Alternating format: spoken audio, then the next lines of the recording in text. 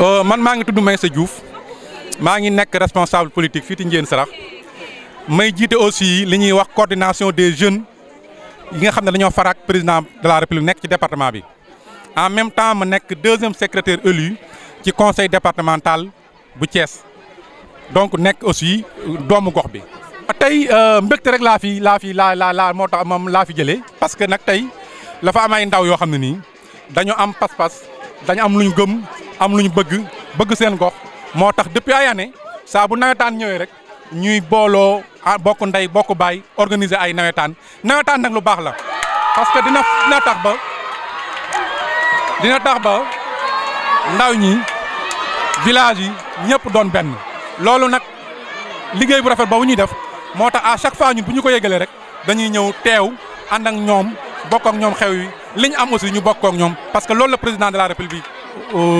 santaane loolu la premier ministre santaane loolu la responsable santaane moo tax ñun lépp loo xam ne ndaw ñi dañ ci yëngu rek dañuy ñëw ànd ak ñoom parce que doomi gox bi nañ amuñu lu dul gox bi lépp lu ñu am si dañ koy bokk ak waa gox bi.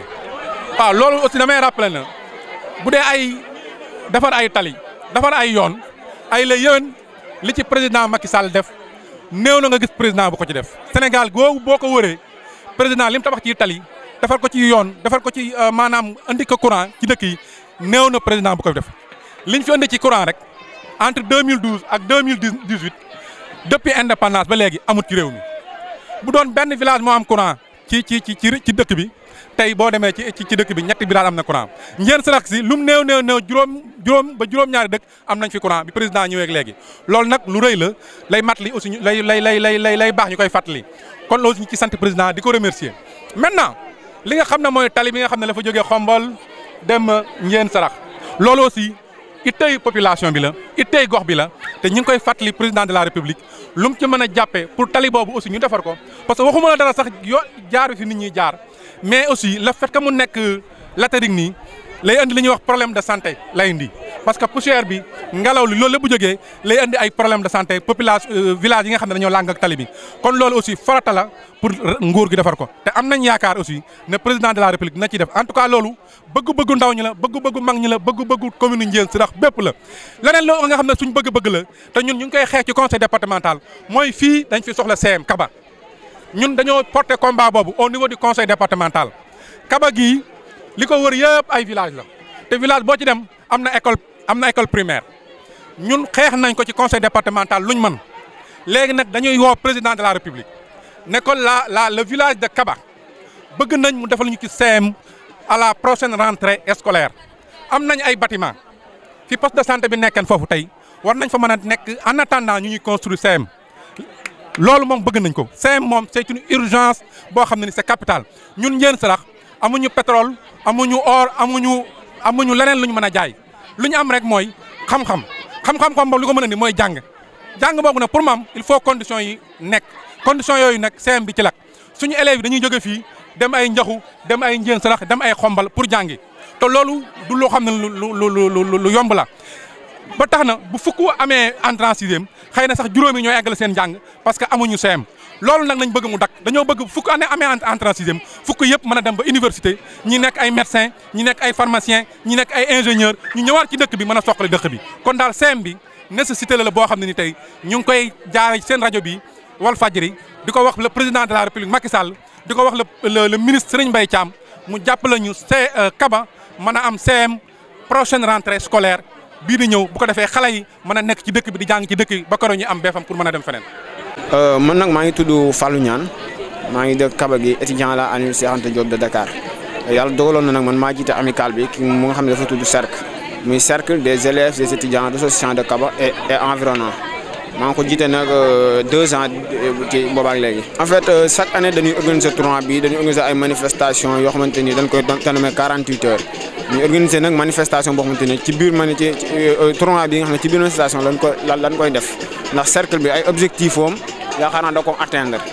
mën na ne atteindre objectif yi lenn la woon ñu fexee boole ndaw ñi boole étudiants yi boole élèves yi boole les villages environnants ba neex benn tey ku ñëw fekk li fi ak fi lii da ngay xam ne objectif boobu atteindre nañ ko d'une part beneen bi ci des mooy c'est au niveau de l'éducation te suba suñ deuxième journée bi suba boo ñëwee loolu tamit dinañ ko atteindre donc objectif li ñu poussé ba ñu organiser manifester du leen lu dul li boole ndaw yi boole jeunes yi boole étudiants yi ba village yi doon benn nga xam ne dañuy songandoo dóorandoo luñ jàpp incha allah dinañ ko daan. Kaba nag moom jafe-jafe élèves yi ak étudiants yi yaakaar naa bari na du nekk ci di lim ak lim day leen mais problème majeur bi nga xam ne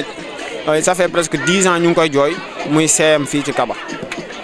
CM lañu bëgg ci Kaba parce que da nekk na loo xamante ni c'est normal Kaba dëkk la boo xamante dëkk bu mag la muy polariser village yu bari di polariser des écoles élémentaires élèves yi di jógee fii di jàngee ji Njaxu di fee 5 kilomètres élèves yi jógee fii di jàngee ji Xombol élèves yi jógee fii di jàngee Nangal di jàngee Njaayeen Sirax te loolu yaakaar naa du yoon Kaba lenn moo ko dese woon muy CM am nañ moyen bi am nañ bâtiment yi muy suñu ex poste de santé bi nekk ci biir Kaba on a tout donc kon ñun li ñu soxla woon mooy CM lañ soxla bi ci des mooy ñun étudiants yi ku ñu jàppale ci suñu ay problème de logement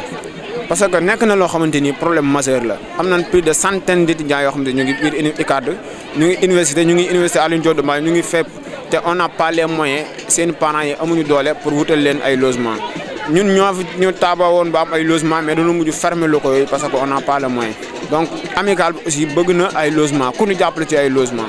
loolu daal mooy yaakaar naa mooy problème yi nga xam ne ak problème mu état civil bi ndax fii bu ñu soxlaa ay papier Kaba ni mu toll dañuy dem ba Njaayeen Sirax di ko lijjanti kon soxla woon nan annexe état civil fii ci Kaba mais bu ñu soxlaa suñu papier suñu xale yu bari bàyyi nañ jàng te dara walu ko lu problème papier te loolu bu ñu amoon état civil fii yaakaar naa loolu du mën a dootul am donc suñuy problème daal bari na façon bari boo xamante ni mais lii moom bu ñu ko fajalee d'ici année bii ba dina doon loo xamante dina ñu neex lool.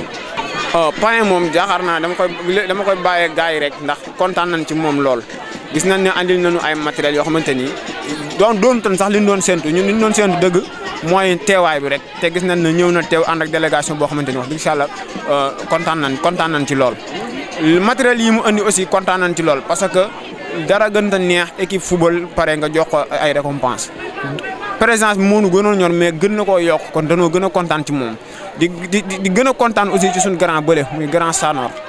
ndax yaakaar naa ne lii mu lépp moom la moom lañ ci waxal moo piloté lépp ba lii egsi fii tey kon yaakaar naa dañu def lu di leen sant di leen gërëm bu baax ci kontaan ci moom. Nous sommes des natifs de la zone.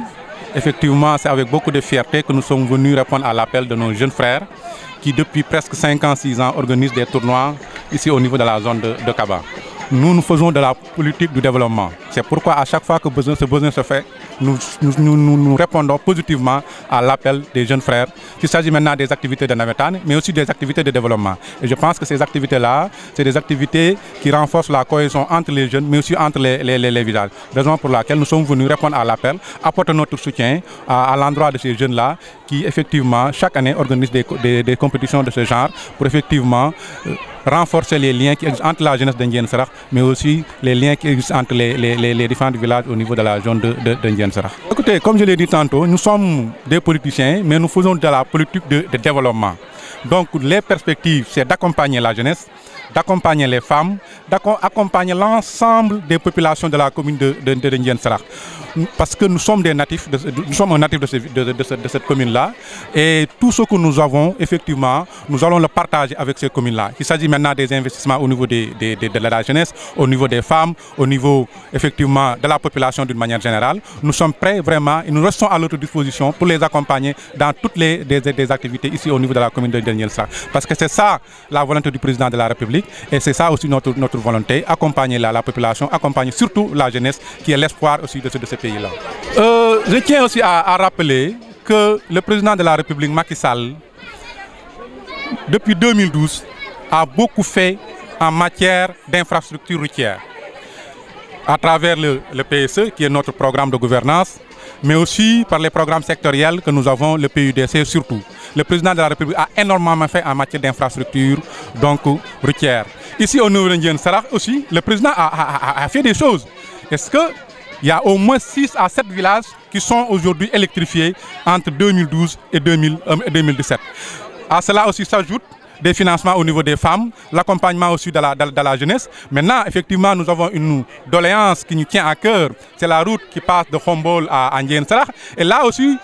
nous rappelons au président de la République, nous rappelons à l'ensemble du gouvernement aussi que ça aussi c'est une priorité pour les populations d'Indienne Sarak, c'est aussi une priorité pour la jeunesse. Et nous, responsables de l'Alliance pour la République, nous demandons à M. le Président de la République effectivement de nous aider à effectivement bitumer cette route-là qui quitte Khombole et qui va jusqu'à Ndiaganiao, et que effectivement c'est une nécessité même absolue pour la population, parce que effectivement l'état de la route cause énormément de problèmes à la population d'une manière générale. Le dernier mot, effectivement, c'est de souhaiter à M. le Président de la République Macky Sall une large victoire à l'occasion donc de ces élections de 2019, que nous puissions gagner les élections dès le premier tour, et nous osons espérer qu'effectivement nous allons gagner les élections dès le premier tour. Ici au niveau de Ndiéyène Sirakh, effectivement nous avons une forte opposition, on ne peut pas l'occulter, mais je pense que si nous travaillons dans l'unité, si nous travaillons dans la cordialité et dans la sincérité, dans le respect mutuel, nous pouvons aussi gagner les élections largement ici au niveau de Ndiéyène Sirakh. En tout cas, nous en tant que responsables, nous sommes en train d'y travailler pour que effectivement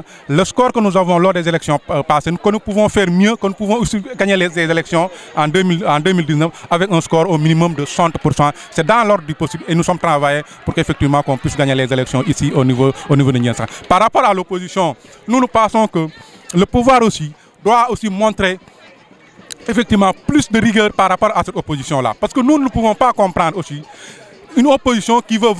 vampiriser même le pouvoir à la limite. Parce qu'on ne peut pas comprendre que des gens qui ont dilapidé les deniers publics, qui ont volé l'argent du peuple sénégalais, utilisent cet argent-là pour déstabiliser le pays. Nous ne pouvons pas l'accepter dans ce pays. Nous sommes dans un état de droit. Nous sommes aussi dans un pays qui a une longue tradition d'élections libres et transparentes. Ce n'est pas aujourd'hui que les élections vont être truquées. Je pense que nous avons connu deux alternances dans ce pays-là, que ce soit en 2000, que ce soit en 2012. Aujourd'hui, le président Macky Sall s'inscrit dans cette dynamique-là et que nous allons organiser des élections libres et transparentes et que le maire va gagner. Et nous, en tant que membres de l'Alliance pour la République, nous pensons que le meilleur candidat pour la jeunesse, le meilleur candidat pour les femmes, le meilleur candidat pour la stabilité de ce pays-là, c'est le président de la République Macky Sall. Parce que c'est le candidat qui donne espoir, c'est le candidat effectivement qui donne espoir à la jeunesse, c'est le candidat qui donne espoir